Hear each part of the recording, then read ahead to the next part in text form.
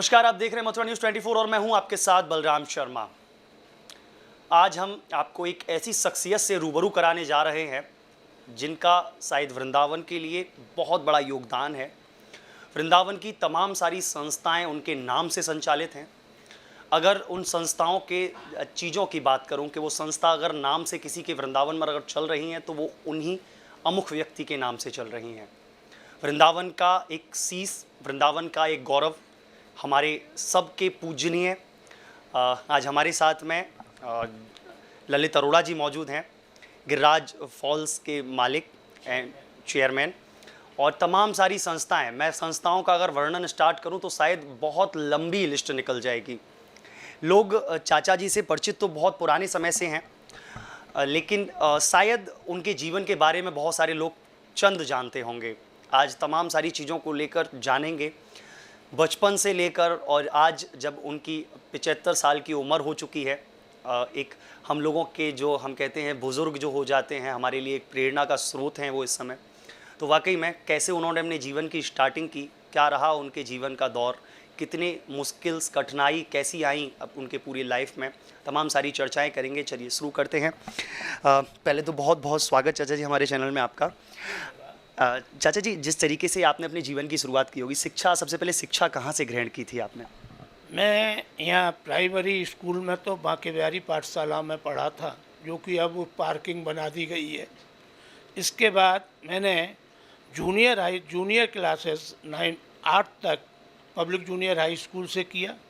उसके बाद high school जो है वो विद्यापीठ से किया, और उसके बाद इंटर जो है मैंने inter college Hazarimal Somani inter college जो है इससे किया।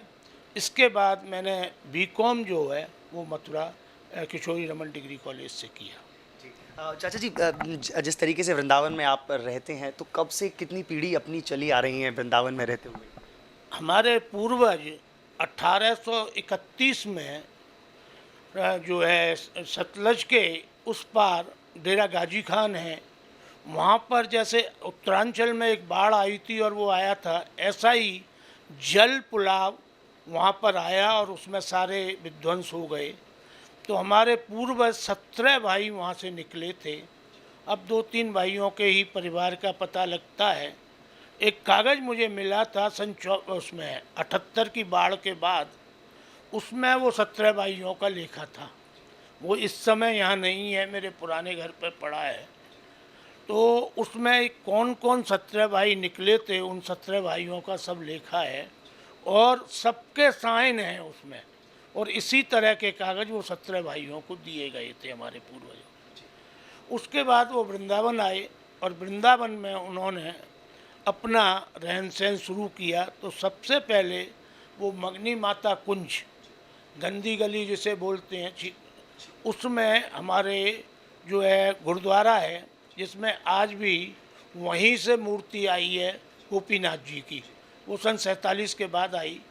तो उनकी परदादी यहाँ रहती थी, उन्हें मगनी माता कहते थे। तो उनके पास ही आके हमारे पूर्वज रुके थे। और उसके बाद वो आपके जो है मन्नी पाड़े पर बाहर दीनानाथ जी मिश्र का मकान है, उस मकान में रहे। और हमारे ग्रैंडफादर ने कपड़े का काम शुरू किया गिरधारी जी मंदिर के नीचे, जो चिंतारण हनुमान के बगल में जो दुकान है उसमें। और वहाँ से कपड़े का काम करते करते फिर उन्होंने यहाँ पर ये मकान ख़रीदा, जिस पर पुराना गोवर्धन दरवाजे में है, उसमें नीचे दुकान बनाई और उसी में कपड़े का काम करते थे। हमारे ग्रैंडफादर हमारे 2 भाई थे। हमारी शुरू से जॉइंट फैमिली रही है, वो दोनों भाई साथ साथ रहे। उसके बाद हमारे पिताजी और ताऊ जी 2 भाई थे। पिताजी का नाम श्री बद्रीदास जी अरोड़ा और ताऊ जी का नाम श्री जगन्नाथ जी अरोड़ा था, और वो उसी में कपड़े का कारोबार करते थे दुकान में। कपड़े के कारोबार में कोई ख़ास वो नहीं रहा। नहीं, कपड़े के कारोबार करते करते हमारे पिताजी ने एक बिल्डिंग बनाई बल्लीगंज के नाम से अटकम्बा पर, और उस बल्लीगंज के बनाने के लिए काफ़ी ईंटें लगी थी, काफ़ी बड़ी बिल्डिंग थी। तो उन्होंने मथुरा वृंदावन रोड पर एक भट्टे की स्थापना की और भट्टा लगाया। वो भट्टा लगाने के उससे यहाँ पर अपने लिए काम में लिया और उसके बाद वो बिजनेस शुरू हो गया। तो सन 40 से हमारा भट्टे का बिजनेस प्रारंभ हो गया। पहले सबसे पहले वो जो है लुटेरी हनुमान से आगे चल के वहाँ भट्टा था, जहाँ आजकल खत्री भवन है, उस ज़मीन पर। उसके बाद भट्टे को हम यहाँ ले आए जहाँ आज हमारी फैक्ट्री है और इस एरिया में। इसके बाद यहाँ मिट्टी ख़त्म होने के बाद में हमने धौरहरा में भट्टा किया। सन 95 में इंडिया गवर्नमेंट ने टास्ट पेजियम के चक्कर में भट्टों पर रोक लगा दी। काफ़ी मुकदमेबाजी जो है सुप्रीम कोर्ट में हुई, लेकिन परमिशन नहीं मिली। तो हमने वो कारोबार बंद कर दिया, क्योंकि वो तो करना ही था। फिर हम लोग 4 भाई थे। हमारे सबसे बड़े भाई का नाम था गया प्रसाद जी अरोड़ा। वो राजनीति में बहुत बड़े वो रहे थे। पंडित जवाहरलाल नेहरू जब वृंदावन आए थे तो उनको लाने का श्रेय उन्हीं को था, और उन्होंने पंडित जी को रिसीव करने के लिए उस पर हेलीकॉप्टर पर सिर्फ 2 आदमियों को परमिशन मिली थी, गया प्रसाद जी अरोड़ा को और दूसरी लाला हरचंद लाल जी गुप्ता को, क्योंकि वो कांग्रेस के सेवा दल के वो थे और भाई साहब जो हमारे थे वो यहाँ सेक्रेटरी थे कांग्रेस के। तो नेहरू जी ने एक ही बात कही थी, जब नेहरू जी से वो मिले जयपुर में, तो उन्होंने कहा कि मेरी मीटिंग अरेंज करना वृंदावन वालों के संभव है। तो भाई साहब बोले कि आप क्या चाहते हैं पंडित जी, संभव है कि नहीं है, आप क्या चाहते हैं। मैं भी उनके साथ था। तो उन्होंने कहा कि मेरी मीटिंग के लिए मेरा मंच जो है वो दिल्ली से AICC से आता है, वो 4 ट्रक में भर के आएगा, और मुझे चिकागो का माइक चाहिए, ये चाहिए। भाई साहब ने उनसे कहा, जब पंडित जी हमने ओखली में मोड़ दिया है तो चोटों से क्या डरना। तो जब बातें हुई तो उन्होंने अपने PA से कहा कि अरोड़ा का जब इतना इसरार है, वो उर्दू ज़्यादा बोलते थे नेहरू जी, इतना इसरार है तो इनकी पब्लिक मीटिंग जो है लिख लो। और वो आए थे रामकृष्ण मिशन के उद्घाटन के लिए नेहरू जी। तो उन्होंने यही कहा था कि पास में जगह रख लो। तो उन्होंने जयपुर मंडल का जो वो थी जगह, उसमें इस मीटिंग को अरेंज किया था और बड़ी भव्य मीटिंग वृंदावन में वो हुई। मेरे राजनीतिक जीवन का सवाल ये है कि उनके साथ रहते रहते मैंने राजनीति सीख ली, क्योंकि उनके कोई बेटा नहीं था, उनके बेटी थी एक। तो उन्होंने बेटा बना के ही मुझे रखा, बेटा बना के रखा, और उन्होंने मुझे राजनीतिक शिक्षा उन्हीं ने दी। उनके पद चिन्हों पर चलकर ही मैंने राजनीति में प्रवेश किया। सबसे पहले मैं वृंदावन में इंटर कॉलेज में यूनियन का अध्यक्ष बना। चलिए, एक सवाल मेरा यहीं पे, शुरू से ही आप रिचेस में गिने जाते थे, वृंदावन के टॉप चीन, शायद उस समय कोई रिच व्यक्ति वृंदावन में था भी नहीं, सबसे पहला नंबर आप ही का आता था रिचेस में अगर देखा जाए तो। उस समय से लगातार आपने इतना स्ट्रगल किया, इतनी सारी चीज़ें खोली। ये राजनीतिक और समाज सेवा क्यों जहन में आई कि मुझे राजनीतिक और समाज सेवा करनी है, इस ओर कैसे अग्रसर हुए? बात यह, मैं जब राजनीति में, जब वहाँ पर इंटर कॉलेज में यूनियन का अध्यक्ष बना, तो मुझे दिमाग में वहाँ से राजनीति सवार हुई। यहाँ के बाद में मैं मथुरा गया डिग्री कॉलेज में, KR डिग्री कॉलेज में। तो वहाँ पर मैं कॉमर्स एसोसिएशन का अध्यक्ष बना। उसके बाद मुझे उस समय वो शायद चाइना वार हुई थी, तो उस समय ब्लड की आवश्यकता थी। तो ब्लड के लिए उन्होंने मुझे ब्लड बैंक का कन्वीनर बनाया KR कॉलेज में, और हम लोगों ने वहाँ से ही ब्लड डोनेशन का कार्यक्रम शुरू किया। मैंने अपने जीवन में 43 टाइम्स ब्लड डोनेट किया है। 43 टाइम्स। बाकी में अगर देखा जाए तो ये आंकड़ा बहुत बड़ा चला जाता है इतनी उम्र में, और 43 टाइम्स मतलब लंबा है, बहुत ज़्यादा है। चाचा जी, एक सवाल मेरा यहीं पर चलते चलते, आपने राजनीतिक कैरियर अपना स्टार्ट किया, कहते हैं कि वृंदावन जब रोटरी क्लब जो स्टार्ट हुई थी वह भी आपके द्वारा बनाई गई थी या वृंदावन लाई गई थी, पूरा पूरा चाचा जी। यहाँ ऐसा था कि यहाँ कोई भी क्लब नहीं था, तो सबसे पहले हमने Jaycees junior chamber, Vrindavan junior chamber की स्थापना की। ये सन 73 की बात है। यहाँ पर राम किशोर वगैरह और लोग थे, तो हमने जूनियर चैम्बर यहाँ पर बनाया।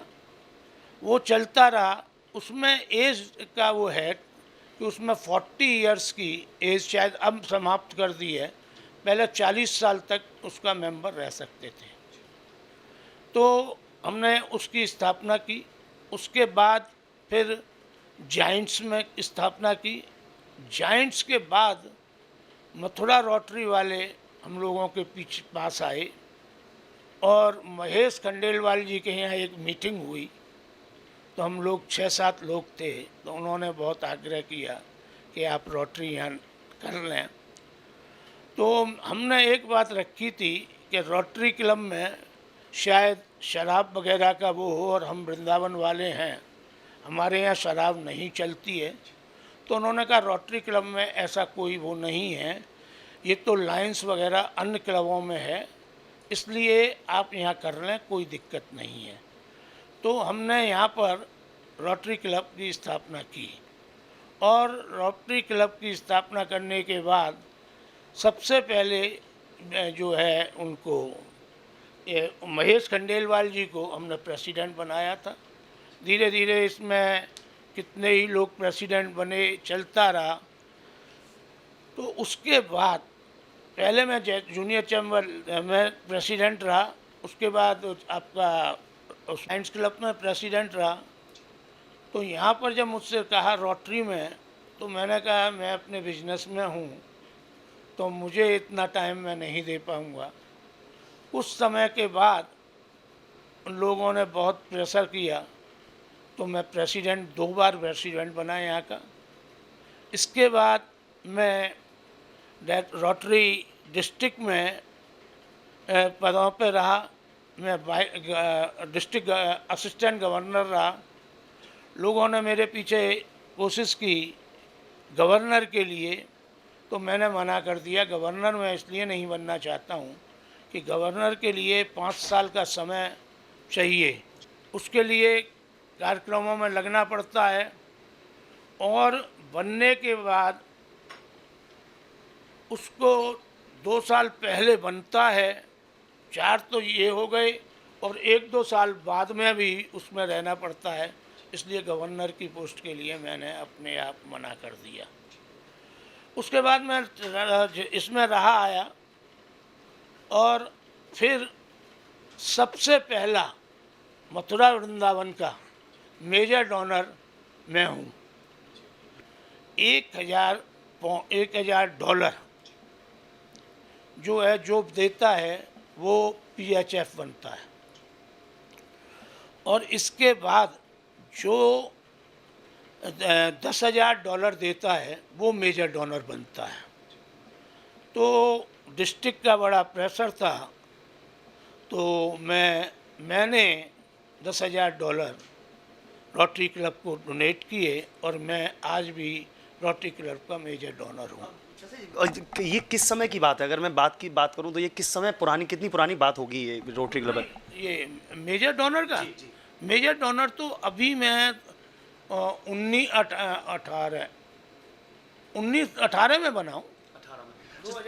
2018 में। तो ये तो एक बहुत बड़ी रकम हो गई। 10,000 डॉलर से अपने आप में एक बहुत बड़ी रकम हो गई जी।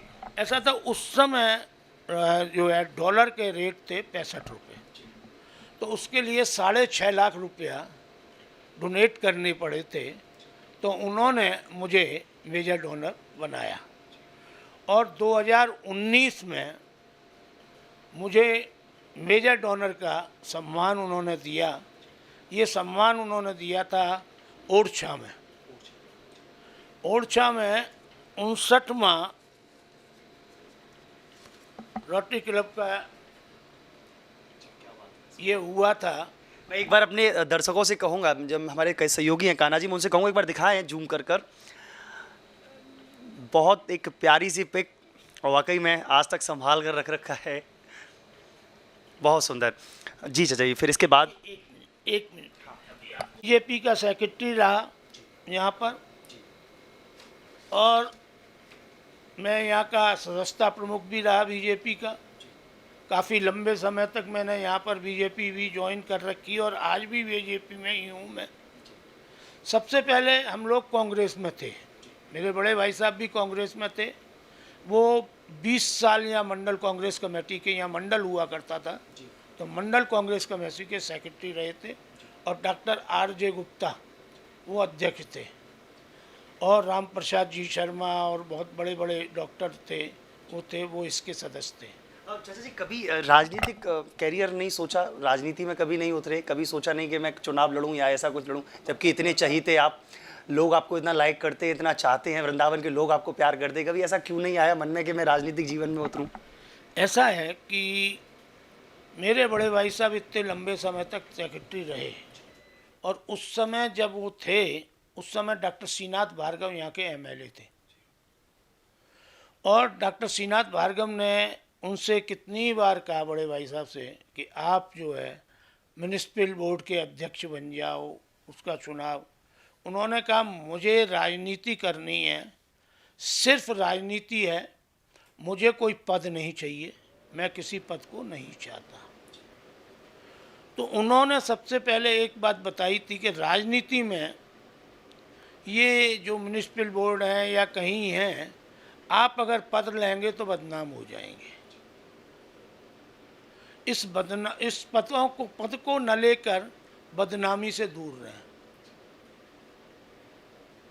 और बदनामी से दूर रहने का एक ही उपाय है कि आप किसी पद की लालसा न करें।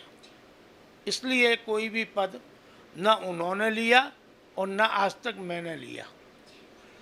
तो बीजेपी में जब मैं शुरू में हम थे, तो जब कांग्रेस का विभाजन हुआ, इंदिरा जी ने उस समय बीवी गिरी को खड़ा किया था राष्ट्रपति के लिए, और उन्होंने उसके बाद उनका विरोध करके खुद ही ने पार्टी में खड़ा किया, और खुद ही में पार्टी में मन की आवाज़ के उससे दूसरे को वोट दिया और उनको गिरवा दिया। तो जब ही वहाँ से कांग्रेस का विभाजन हो गया, और मोरारजी देसाई और ये सब जो है अलग हुए, और अलग होने के बाद में वो एक कांग्रेस आई और कांग्रेस सिंडिकेट बन गई, और बड़े भाई साहब कांग्रेस सिंडिकेट में आ गए। तो हम लोग उन्हीं के साथ में कांग्रेस उसमें आ गए, मोरारजी कांग्रेस में। और मोरारजी कांग्रेस के बाद में इंदिरा ने DIR लगाया। DIR लगाने के बाद में जब जनता दल बना, जनता दल में सारी पार्टियां एक हो गईं और चुनाव लड़ा। तो सारे मोरारजी देसाई वृंदावन आए थे, तो मेरे यहाँ 3 दिन रुके थे, शुरू में जब प्रधानमंत्री नहीं बने थे। तो वो यहाँ रहे, ठीक है, उनका नियम था, वो सिर्फ 1 पाव दूध सुबह और 4 बादाम, इतनी बड़ी सिल थी उनके पास, उस पर हाथ से घिसते थे, और उनको लेके और 1 पाव दूध लेते थे सिर्फ गाय का, और दोपहर को अपने साथ आटा रखते थे, उसकी 1 रोटी खाते थे। तो हम उन ऐसे त्यागी उनके साथ रहे, हमारे रहे, तो उनसे भी हमने काफ़ी सीख ली। दूसरी बात यह है कि जब बीजेपी का मैं महामंत्री बना, तो मैंने एक बात कह दी थी कि पैसे की बात मुझसे नहीं करना, पैसा तुम्हें चाहिए ले लेना, लेकिन और किसी की बात में मैं नहीं पड़ता हूँ। बीजेपी में रहते रहते जब यहाँ पर चुनाव, ये आपकी हेमा मालिनी पहली बार MP बनी, तो यहाँ पर लोगों की मंशा उस चुनाव के फंड को लेने के लिए, चुनाव अधिकारी बनने के लिए बहुत ज़ोर से हाथ तमाम लोगों ने फेंके, बहुत कोशिशें की, हमें कोई मतलब नहीं था। तो जो शिशु मंदिर है आपके उसमें, अरे ये गौशाला नगर में, उसमें एक मीटिंग हुई। उस मीटिंग में मैं भी मौजूद था।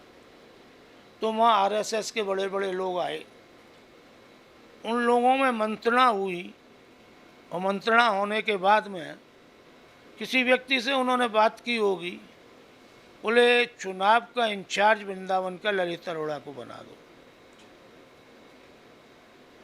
मैंने कहा भैया मुझे चुनाव का इंचार्ज बना रहे हो, मुझे क्या अनुभव है या क्या है, और दूसरी बात यह है कि तुम पैसे का फिर मेरे पास रखोगे, और मैं पैसे के नियम में बड़ा नियमित आदमी हूँ।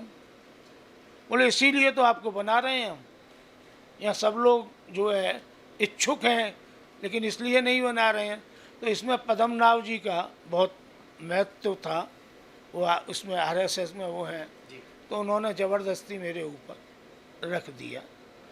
तो आप आश्चर्य करेंगे, मैंने 1,15,000 रुपये में हेमा मालिनी का चुनाव लड़ा दिया वृंदावन का।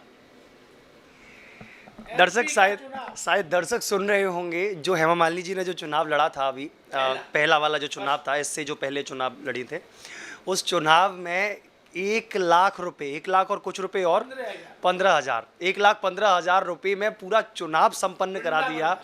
इतने अच्छे कोऑर्डिनेटर और कहीं मिलेंगे जी।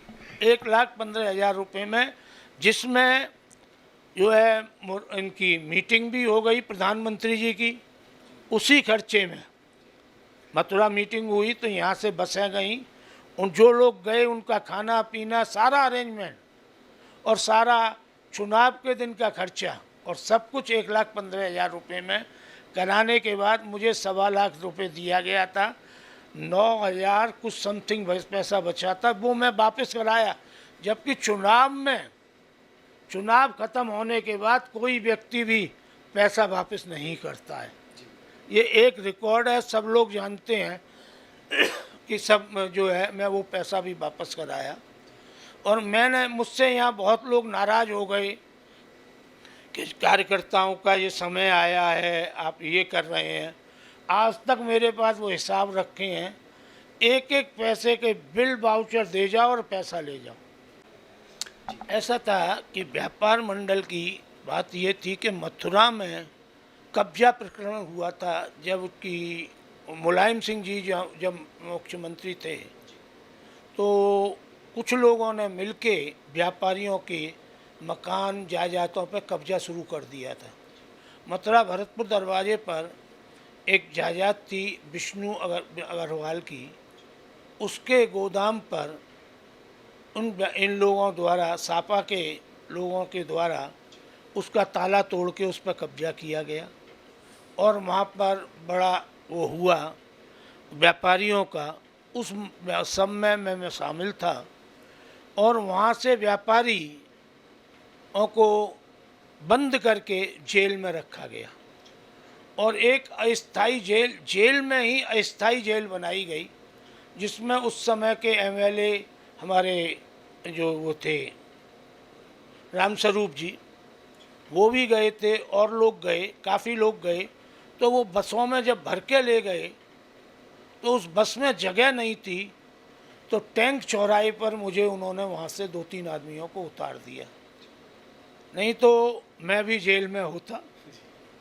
उसके बाद वहाँ पर इसमें आपस में वृंदावन के अध्यक्ष की भूमिका की बात आई व्यापार मंडल के। तो कुछ यहाँ के बड़े पैसे वाले लोग, नाम नहीं लूँगा, वो चाहते थे कि वो अध्यक्ष बने, और हम लोग चाहते थे कि बनवारी लाल जी जो मूर्ति वाले हैं वो अध्यक्ष बने।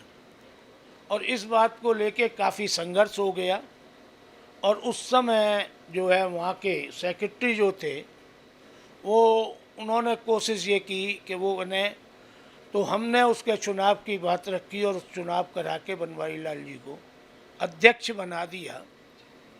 अब उनके सहयोग की बात जब आई तो लाला बनवारी लाल जी ने एक ही बात रखी थी कि भाई अरोड़ा, अब तुमको मेरा साथ देना। तो वहीं से व्यापार मंडल की जो है वो शुरुआत हुई और उनके यहाँ रोज़ शाम को, अब भी इस बंदी के तक, वो तो चले गए काफ़ी टाइम हो गया, वहाँ पर मैं रोज़ जाके बैठता हूँ। व्यापार मंडल का ऑफिस बना रखा है। अच्छा, एक प्रकरण मुझे याद आ रहा है, मैंने सुना भी था, यह शायद वृंदावन की कोतवाली के पास की बात है। धरना चल रहा था व्यापार मंडल का, उसमें इंस्पेक्टर थे एक वृंदावन के, उनके द्वारा एक फायर किया गया था, वो आपको पैर को छूकर निकला था। वो वहाँ नहीं किया। जी जी जी जी। ऐसा था कि ये सब हो गया, इसके बाद वृंदावन की राजनीति चलती रही, व्यापार मंडल की कार्य करते रहे हमेशा। हुआ क्या था, रविकांत जी गर्ग उस समय कोतवाली मथुरा पर एक प्रदर्शन हुआ था और रविकांत जी गर्ग को लाठियों से मारा था और वो जो है साहनी और गुसाई जी सब लोग पिटे थे। गुसाई जी के दांत निकल गए, रविकांत जी का सर फट गया। साहनी तो चौबिया पाड़े में चला गया तो इतना मारा था कि उन्हें चौबिनों ने बचा लिया कि क्या लड़के को मार ही दोगे। इस प्रकरण का वो चल रहा था प्रदर्शन। तो वृंदावन में भी उसी के खिलाफ प्रदर्शन करते हुए हमने एक यहाँ पर जुलूस निकाला और हम पहुँचे थे इस्कॉन मंदिर पर। तो वहाँ इस्कॉन मंदिर के व्यापारियों का और इस रमन रेती पुलिस चौकी के इंस्पेक्टर का किसी बात को लेकर लफड़ा चल रहा था और वहाँ बड़ा हंगामा हो रहा था। तो जैसे ही मैं पहुँचा और मेरे साथ 400-500 व्यापारी थे, तो उस व्यक्ति ने क्या समझा और उसने उठा के अपनी पिस्टल निकाल के फायर कर दिया। वो फायर मेरे कुर्ते को छूती हुई कंधे से गोली निकल गई। वो आज भी मेरे पास रखी हुई हैं। और उसने वो फायर किया, लोगों ने ईंट उठा ली, बोले आग लगा दो पुलिस चौकी में। एक ने भी कुछ किया तो मेरे सर में मारो, इसको नहीं मारो, क्योंकि अगर तुम इस पर ईंट पत्थर फेंकोगे तो ये कहेगा बलवा हुआ और मैंने फायर किया। हम इसको बलवा नहीं बनाना चाहते। मैंने जाके उसकी पिस्टल हाथ में से छीन ली। अब वो हाथ जोड़े, कसाना इंस्पेक्टर था। अब वो हाथ जोड़े, मैंने कहा पिस्टल तो नहीं दूंगा। बोले मेरे बाल बच्चे मर जाएंगे, मेरी नौकरी चली जाएगी। मैं तू एक बात बता कि तेरी नौकरी चली जाएगी और मैं मर जाता, ये जरा सा हटके अगर लगता तो गोली मेरे बगल में या सीने में फार हो जाती। पिस्टल नहीं दूंगा। बहुत हंगामा होता रहा। इसके बाद DYSP आ गई मथुरा से, वो सब लोग खड़े थे। मैंने पिस्टल उठा के DYSP को दे दी। मैंने कहा ये पिस्टल है सर, इससे गोली चली है और ये देखिए रखे हैं और इस तरह से हुआ है। मैं तो आया ही था, कुछ बोला भी नहीं था। पब्लिक मेरे संग में ज़रूर थी। वो मथुरा वाले उसको करते हुए आ रहे थे विरोध। तो इसने फायरिंग की और ये फायरिंग मुझे ऊपर की। उसके बाद उसको यहाँ सस्पेंड किया गया, लाइन हाजिर किया और उसको फिर काफ़ी बेहड़ इलाके में उसका ट्रांसफ़र। मुझसे बोले क्या करें, अरे मैंने कहा यार बाल बच्चेदार आदमी है, क्योंकि हम लोग किसी को रोटी दे नहीं सकते। तो हमारा एक सिद्धांत है कि हम किसी की रोटी लेना नहीं जानते हैं। तो मैंने मना कर दिया कि इसको वो कुछ मत करो, ट्रांसफ़र कर दो। अभी भी किसाना बीच में अभी आए थे तो मिले थे तो बड़े वो कर रहे थे। तो ऐसा संघर्ष हो जाता है व्यापारी में और संस्थाओं में कि जब माहौल बनता है तो कुछ ऐसा भी बन जाता है कि उसमें काफ़ी लंबा वो हो जाता है। तो व्यापार मंडल में चलते रहे। प्रेसिडेंट के बाद में वहाँ पर जो है उत्तर प्रदेश व्यापार मंडल में संगठन मंत्री बनाया गया मुझे, इसमें है संगठन मंत्री बनाया गया। तो संगठन मंत्री रहा 3 साल, फिर 3 साल रहा, 6 साल में संगठन मंत्री रहा। उसके बाद मैं यहाँ पर अध्यक्ष थे हमारे वो चौधरी, तो अभी नाम याद आ जाएगा तो मैं बता दूंगा। तो उनकी डेथ के बाद में यहाँ पर ये प्रश्न उठा कि अध्यक्ष किसे बनाया जाए। लोगों ने बहुत कोशिश की, तो रविकांत जी बोले व्यापार मंडल को अगर खड़ा करना है मथुरा में तो आप ललित अरोड़ा को यहाँ पर अध्यक्ष बना दीजिए। रविकांत जी बहुत जिद करने लगे, क्योंकि रविकांत जी मुझसे छोटे हैं, लेकिन मेरा उनके चुनाव से, वो जितने भी चुनाव लड़े कोई भी ऐसा चुनाव नहीं था कि जो मैंने न लड़ाया हो उनका। और मथुरा में जो जुलूस निकला था इसके रविकांत के चुनाव की, उसकी अगुवाई भी मैं ही कर रहा था। तो रविकांत जी ने वो किया और मुझे बना दिया गया। मैं 6 साल वहाँ पर जिला अध्यक्ष रहा। उसके बाद लोगों ने बड़ी इच्छा जाहिर की, जो आजकल वर्मा हैं माँ के शौक के, उन्होंने बड़ी कोशिश की और बड़ा इधर उधर करके तो उन्होंने मुझे मथुरा का व्यापार मंडल का डिस्ट्रिक्ट चेयरमैन बना दिया और उनको अध्यक्ष बना दिया। तो डिस्ट्रिक्ट चेयरमैन जो है ना, वो एक पोस्ट है, काम करने के लिए वो चेयरमैन की कोई संस्था नहीं है। चेयरमैन पद बहुत बड़ा है, लेकिन काम करने के लिए उसमें कोई अधिकार नहीं है। अच्छा जी, एक चीज़ ये अब राजनीतिक जीवन आपने बताया, सारी चीज़ें बताई, अभी व्यापार मंडल की बात हो गई। जब समाज सेवा में आप उतरे, क्या कोई ऐसा वाक़या हुआ, जैसे कभी समाज सेवा स्टार्ट करता है, बहुत सारे लोगों का एक वाक़या होता है कि मैं कभी जा रहा था तो मुझे ऐसा महसूस हुआ कि इसकी मुझे सेवा करनी चाहिए, समाज सेवा में मुझे अग्रसर होना चाहिए। तो क्या कभी ऐसा वाक़या आपके जीवन में घटित हुआ कि आप समाज सेवा के प्रति आए? ऐसा था कि यहाँ पर वृंदावन में एक संघर्ष हुआ था सन 75 में। आपको याद होगा, हरिजन और सवर्णकाओं का बड़ा वृंदावन बंद हुआ था। उस समय मैं जेसीस का चेयरमैन अध्यक्ष था। वहाँ से शहर में सफाई करने का और वो सब कार्यक्रम शुरू हुआ, तो वहाँ से सामाजिक कार्यों में रुचि आ गई और वहीं से धीरे धीरे आगे बढ़े। फिर संस्थाओं में, क्लबों में रहे, उनके माध्यम से यहाँ पर बाढ़ आई, वो आई, उन सब में कार्य किए। 78 की बाढ़ में भी जो काम किया और सब जगह काम करते रहे, तो समाज के प्रति रुचि पैदा हो गई और रुचि पैदा होने से वो सामाजिक कार्यों में लग गए। साथ ही ये क्लब का काम ऐसा था, आपको एक वाकया मैं बताऊं कि ये जो थी रोटरी क्लब में एक पोलियो का अभियान शुरू हुआ था। अब तो पोलियो मुक्त हो गया। उस समय मैं यहाँ का अध्यक्ष था,